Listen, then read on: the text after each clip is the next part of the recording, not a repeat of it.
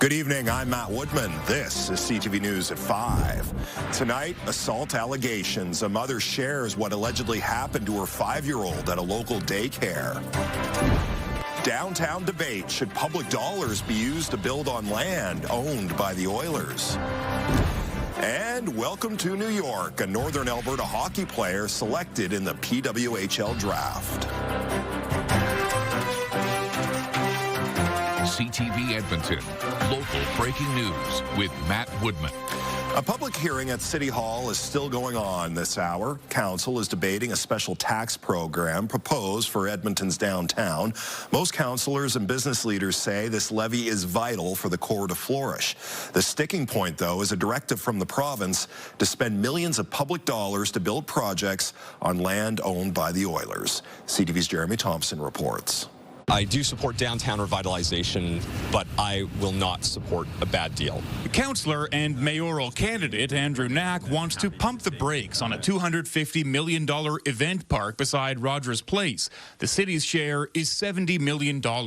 It's listed as one of the catalyst projects in a special tax program called the Downtown Revitalization Levy. We don't even know if we need an event park yet.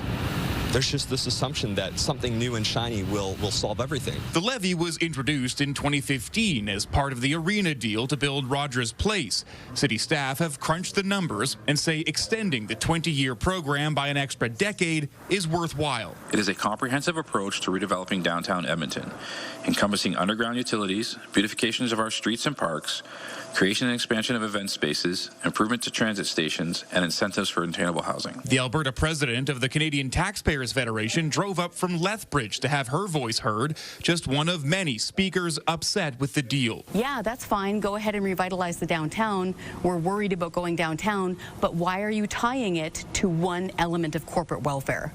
That is not fair, and it's not right. The province has final say over the CRL. Minister Dan Williams says it won't be approved unless it includes the event park and site servicing for the housing planned north of the arena.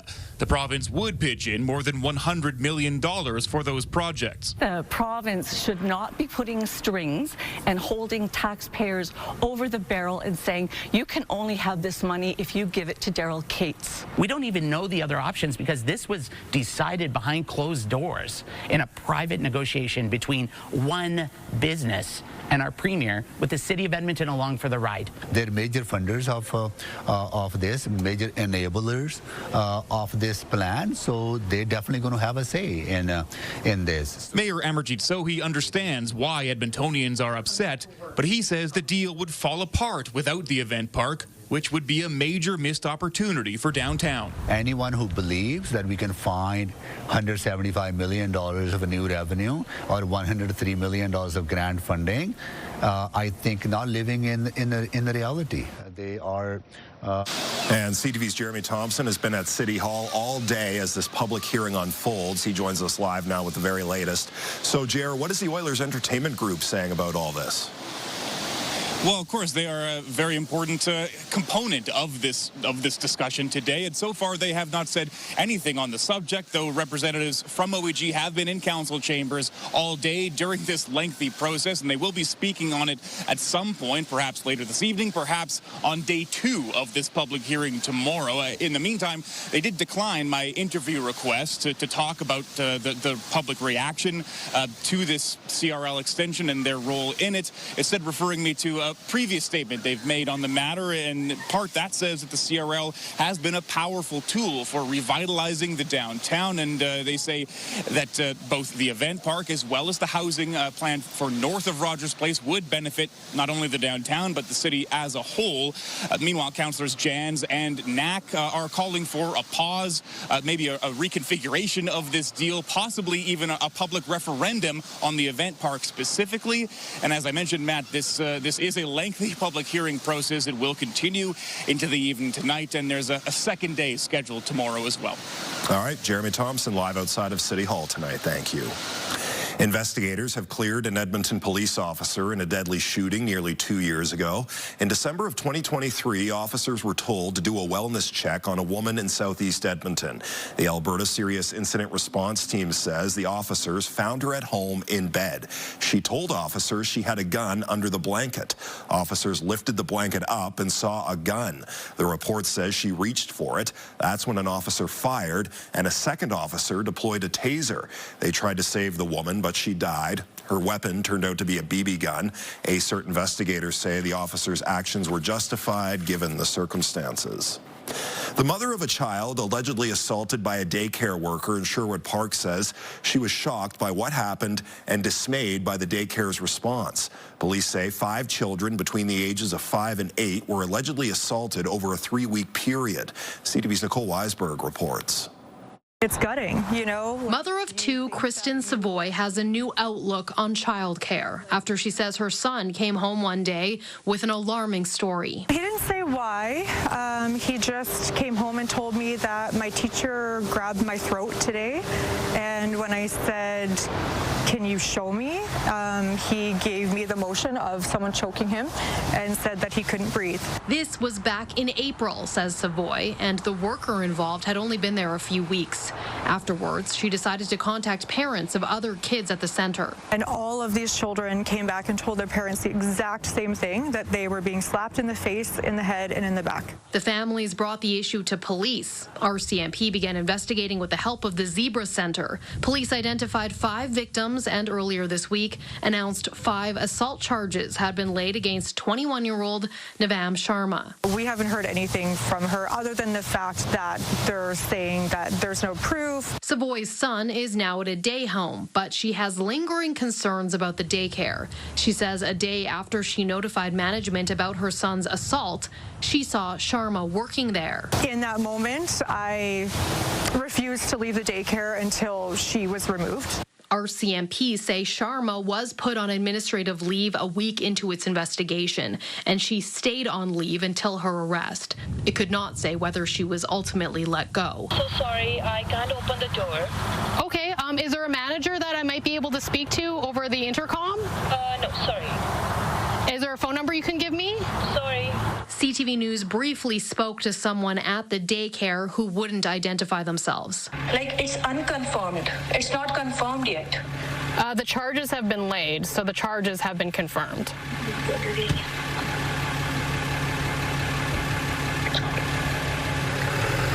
Actually, sorry, we have nothing to say. The daycare did not respond to a follow-up email asking whether Sharma had been fired and how it ensured kids' safety following the initial complaint. Lavoie coming away from this with some advice to parents. Even if you think everything is okay and you think you trust the people watching your child, just ask the questions. None of the allegations have been tested in court. Sharma is scheduled to appear there next month. Nicole Weisberg, CTV News, Edmonton. And RCMP say none of the children had serious injuries or required medical attention. A person is in hospital after they were hit by a train this morning. Police say the collision between the pedestrian and the train closed 51st Avenue between 99th Street and Gateway Boulevard for several hours. Alberta Health Services says the person was taken to hospital in critical condition just before 6 a.m. Canadian Pacific Kansas City Railway is investigating.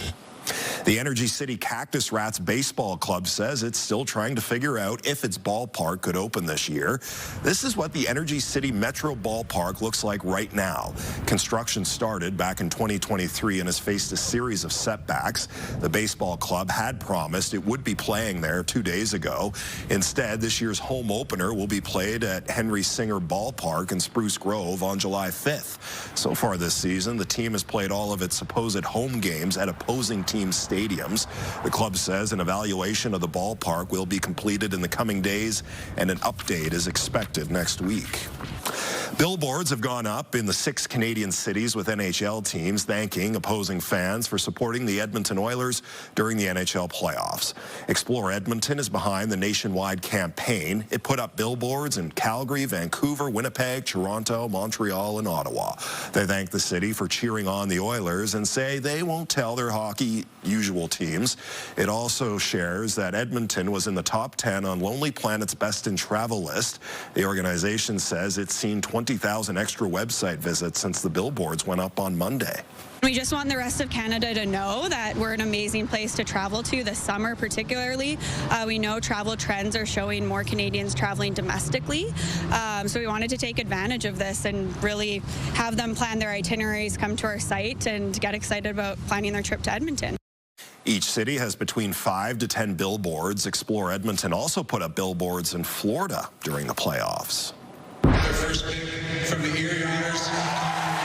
Just so exciting to hear your name called and go through all that, and yeah, it was unbelievable. Now that it's finally happened, and I'm an Edmonton Oiler, I couldn't be more proud. 10 years ago today, Connor McDavid became an Edmonton Oiler when the team selected him first overall at the 2015 NHL entry draft. Since then, McDavid has played 712 games and racked up 361 goals and 1,082 points.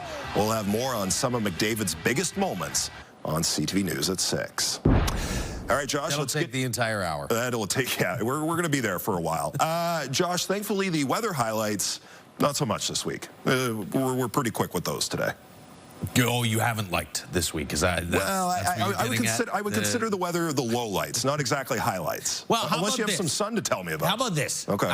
25 degrees for a daytime high today, which is the warmest day in about 2.5 weeks. You got to go back to the 9th of June to find the last time we hit 25 degrees. We're at 23 downtown right now. We do have some cloud cover starting to increase out there. Some showers and thunderstorms we'll show you in a moment off to the southwest of the city. 22 at the International Airport. At least the wind is fairly light today. 11 degrees this morning, so pretty close to average, and just slightly above average for the daytime high. Lots of sunshine through the first half of the day today, and then some clouds started to pop up through this afternoon.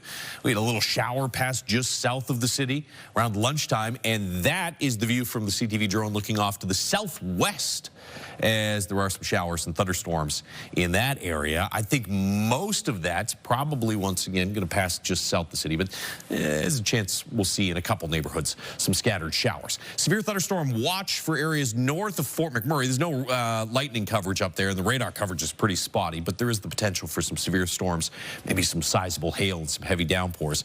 These will not be severe storms. In fact, you can see we're starting to lose some of the lightning. The storms have really significantly weakened as they're passing now just over the Pigeon Lake area and west of Kalmar.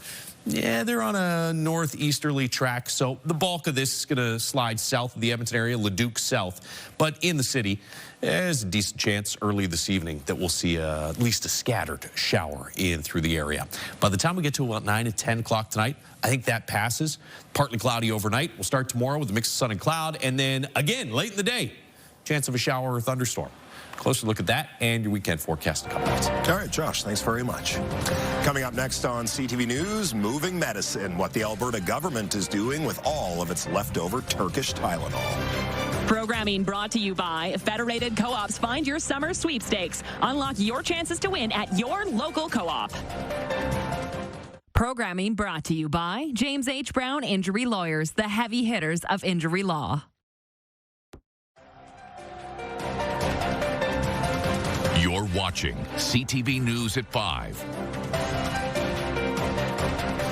Alberta's leftover children's pain medication from Turkey is going to an international charity.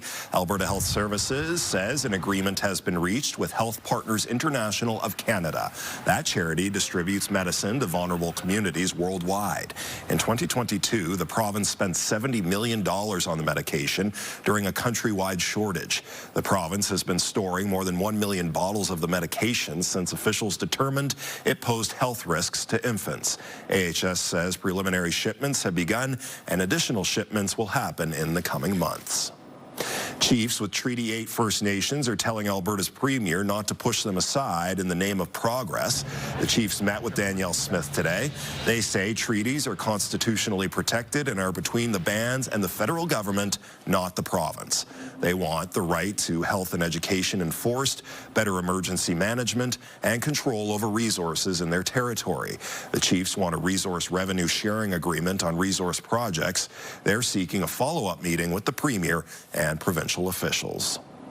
Local organization HIV Edmonton is being recognized for its contributions to the HIV/AIDS movement in Canada. 12 Edmontonians who have HIV were recognized today with the King Charles III Coronation Medal.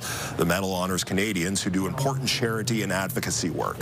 HIV Edmonton hopes the recognition will serve as a way to lessen the stigma around people who have HIV or AIDS. Making sure people who have HIV have equal access to employment. People need to know that living with HIV is not a death sentence anymore. We have an organization. There's lots of support here. You can get tested and go on with your life and be powerful contributors to our city and our country. Each recipient has contributed to the HIV/AIDS movement through education and by sharing their stories, putting a name and face to the disease. Still to come tonight on CTV News, celebrating Canada. The activities available in Edmonton on our nation's 158th birthday. Programming brought to you by K-Days. The 10 best days of summer are back. Looking for Canada Day plans, the Alberta Legislature is holding its annual celebration. There are 4 performance areas this year. Each one has a number of different musicians and performers. The main stage will also feature a performance by the McDavids from 4 to 5 o'clock. There are crafts and other activities for kids. Visitors can also tour the Legislature and the library. And that's where you can find a 56-year-old hamburger. Canada Day celebrations at the Ledge run from noon until 5. A little tough. I really hope the food they're serving is a little 56 years old. There has to be, there's a story behind the 56-year-old. Oh, absolutely. Yeah, there is. Yeah, it was presented in the Ledge. I don't have time to tell the whole thing. All right. Yeah. It's probably on you get to the web. Probably on our website. Yeah. Take a look outside right now. The Action Furnace River Valley Skycam Action Furnace fixed right or it's free. 23 degrees in Edmonton right now after hitting 24.5 earlier this afternoon. So we'll round that up to 25. 23 in Red Deer, 25 currently in Fort McMurray. It's 23 in Grand Prairie. It was a little cooler in Cold Lake 16 an hour ago. You're back to 19. You've had some showers and thunderstorms push through that area. You've also had some scattered showers and thunderstorms in the northeast, where there's a severe thunderstorm watch for areas north of Fort McMurray. And we do have some new lightning strikes off this little cell that just popped up since the last time we talked, right around Kalmar. Looks like that's going to roll through Leduc, should stay south of Edmonton. We'll see what happens with this stuff back further off to the west-southwest. So this is at least the chance that a couple of neighborhoods in the Edmonton region get a shower or maybe a few distant flashes of lightning before the evening is done. Now, I think once we get to about 9 or 10 o'clock, though, that all starts to shut down. So it'll be an early evening risk. And then for tomorrow, we'll start the day with some sunshine, just like today. In the afternoon, clouds will pop up. And again, just like today, you'll have some scattered showers and thunderstorms. So really tough to pin down. I've had a few people ask, will this ruin evening plans for tomorrow, for barbecues or the parties or anything like that? Really tough to pin down where exactly these storms are going to pop up, right? Even yesterday, if you were on the south side, if you were in Sherwood Park, you got hit with flooding, rain, and hail. If you're in the north end of the city, a little bit of rain, but the storm kind of missed you. So just sort of depends on where exactly they pop up. But they will be in the area, it looks like, late afternoon, early evening. And then this gets a little more organized, and it's more like pockets of some steady or light rain through the morning hours Saturday. So a wet start to the weekend. Then cloudy with a few sunny breaks and breezy Saturday afternoon. By Sunday, we're back under mainly sunny skies. 12 in Fort McMurray, 10 in Red Deer, and 9 in Grand Prairie tomorrow morning. We'll be around 13 degrees here in the city. Mid-20s in the northeast, low 20s across the northwest tomorrow. 21 for Red Deer and somewhere in the low 20s, Lloydminster and Coronation. It's not going to rain all day. Again, later in the afternoon into the evening hours, hit and miss showers and thunderstorms. That's the case for the next few hours here in Edmonton as well. Some scattered precipitation in the area. 13 degrees tomorrow morning with some sun, and then that risk of a shower or thunderstorm tomorrow afternoon, high of around 23 or 24. Cooler for Saturday with the increased cloud cover and the chance of rain through the morning hours. I think it's done by lunchtime or early afternoon. Should be drier in the afternoon. Gusts will be up around 30 or 40 kilometers per hour, though, on Saturday. So Sunday's by far and away the nicer of the 2 days this weekend. Sunny and 24, 26 and sunshine Monday, and then for Canada Day, sunny with some afternoon clouds, high of about 27 or 28 as the heat is on. And in the evening, could see a scattered shower or thunderstorm. All right, Josh, thank you. The city of Red Deer will once again rely on goats to help get rid of weeds. The goats eat invasive species like Canada thistle, toadflax, and leafy spurge while leaving native vegetation alone. They also help the city avoid the use of chemicals. The city of Red Deer says that helps the environment and saves money. So it's not all dollars and cents, it's ecosystem health. It's restoring these habitats in a way that allows them to thrive naturally. Each shift for the goats is 24 hours with plenty of breaks in between. The company, Bad Management, brings 500 to 800 goats per shift, and there are also 8 or 9 dogs helping with herding and protection. The city of Red Deer will be hosting a Goats Day in the fall for people to come out and meet the goats and learn more about what they do.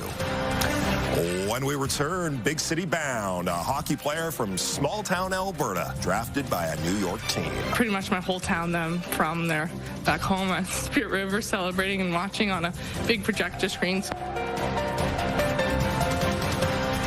CTV News at 5 continues.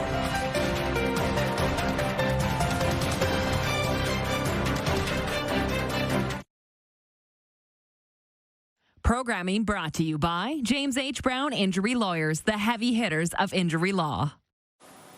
A local hockey player is going pro after being selected in the PWHL draft this week. CTV's Evan Kenny has more on how she got there.